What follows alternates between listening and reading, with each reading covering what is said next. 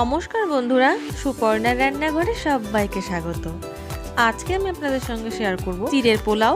এই চিড়ের পোলাও কিন্তু বাচ্চাদের স্কুলের টিফিনেই হোক বা সকালের জলখাবারের জন্য কিন্তু বানানো যেতেই পারে। খেতেও কিন্তু ভীষণই ভালো হয়, সময়ও কিন্তু অনেকটাই বাঁচবে যদি এইভাবে বানানো যায়। চলুন তাহলে দেখে নেওয়া যাক আমার আজকের এই চিড়ের পোলাওয়ের রেসিপিটি।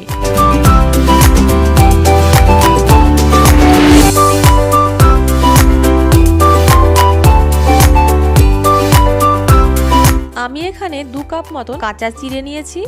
এই চিড়েগুলো কিন্তু ভীষণই পাতলা হয়, তার জন্য খুব বেশিক্ষণ ভেজানোর প্রয়োজন নেই। আমি একটা ছাঁকনির ওপরে চিড়েটাকে রেখে জল দিয়ে ওপর থেকে কিন্তু ধুয়ে নেব। খুব বেশি সময় ধরে কিন্তু ধোয়া যাবে না, তাহলে কিন্তু চিড়েগুলো একদমই গলে যাবে। আমি ওপর থেকে অল্প অল্প করে জল দিয়ে এইভাবে কিন্তু নাড়াচাড়া করে ধুয়ে নেব।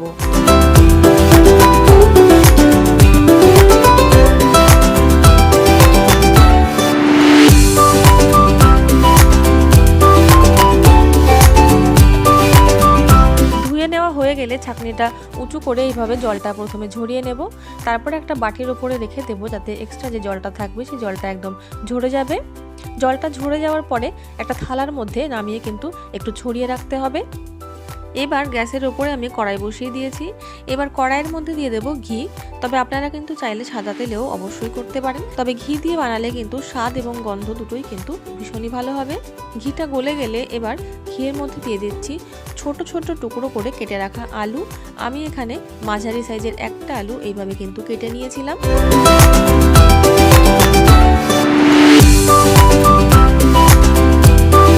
আলুটাকে কয়েকবার নাড়াচাড়া করে এবার আলুর মধ্যে দিয়ে দিলাম পরিমাণ মতন লবণ, আর দিয়েছি একটা থেতো করা এলাচ, 3টে লবঙ্গ আর ছোট ছোট 2 টুকরো দারচিনি। গরম মশলাটা যদি এর মধ্যে দেওয়া হয় তাহলে কিন্তু গন্ধটা ভীষণই ভালো আসবে। এবার দিয়ে দিচ্ছি 1 মুঠো মতন কাজু বাদাম, দিয়ে দেব 1 মুঠো মতন চিনে বাদাম, আর 1 মুঠো মতন দিয়ে দিচ্ছি কিশমিশ। আলুর সঙ্গে বাদাম কিশমিশটাকেও একটু ভেজে নেব, আর আলুটাকে কিন্তু খুব বেশি ভাজবো না, মোটামুটি একটু সেদ্ধ হয়ে আসলেই হবে। বাদাম আর কিশমিশগুলো কিন্তু ভাজা হয়ে গেছে। দেখুন কিশমিশগুলো কিন্তু একদম ফুলে বড় বড় হয়ে গেছে। এর থেকে বেশি কিন্তু আর ভাজবো না। এবার এর মধ্যে দিয়ে দেব 1/2 চা চামচ পরিমাণে হলুদ গুঁড়ো। হলুদ গুঁড়োটা পুরোপুরি অপশনাল, কারো যদি দিতে ইচ্ছে না হয় নাও দিতে পারেন, তবে দিলে কিন্তু পোলাওয়ের কালারটা খুব সুন্দর আসে, তার জন্য একটু হলুদ দিলাম। হলুদটা দিয়ে কয়েকবার নাড়াচাড়া করে নিয়েই এবার এর মধ্যে দিয়ে দিচ্ছি ভিজিয়ে রাখা চিড়েটা। এবার চিড়েটাকে দিয়ে নাড়তে থাকতে হবে, খুব ভালো করে নাড়াচাড়া করে নেব যাতে হলুদটা আর লবণ চিড়েটার মধ্যে খুব ভালোভাবে মিশে যায়। যখন খুব ভালোভাবে মিশে যাবে তখন এর মধ্যে দিয়ে দেব স্বাদ অনুযায়ী মিষ্টি। মিষ্টিটা কিন্তু যে যার পছন্দ মতনই দেবেন। আমি এখানে মিষ্টিটা কিন্তু খুব বেশিও দিলাম না, আবার একদম যে কম তাও না। কিন্তু চিনিটা দিয়ে খুব ভালোভাবে নাড়াচাড়া করে কিন্তু চিড়ের সঙ্গে মিশিয়ে নিতে হবে। আর এটা খেয়াল রাখতে হবে চিড়েটা কিন্তু খুব বেশিক্ষণ এই কড়াইয়ের মধ্যে নাড়াচাড়া করা যাবে না, তাহলে কিন্তু চিড়েগুলো একদম শক্ত হয়ে যাবে। তার জন্য কিন্তু খুব তাড়াতাড়ি করেই করতে হবে।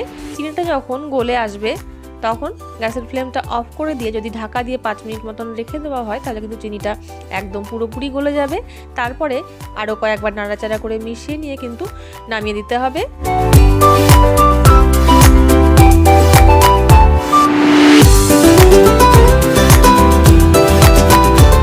তৈরি হয়ে গেছে আমার আজকের রেসিপি চিড়ের পোলাও। এই চিড়ের পোলাওয়ের রেসিপিটি আপনাদের কেমন লাগলো তা কিন্তু আমাকে কমেন্টে জানাতে ভুলবেন না।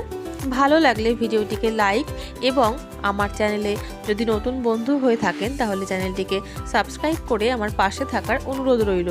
চলে আসবো অন্য কোনো নতুন রেসিপি নিয়ে আপনাদের সামনে। ততক্ষণের জন্য নমস্কার, সবাই ভালো থাকবেন, সুস্থ থাকবেন।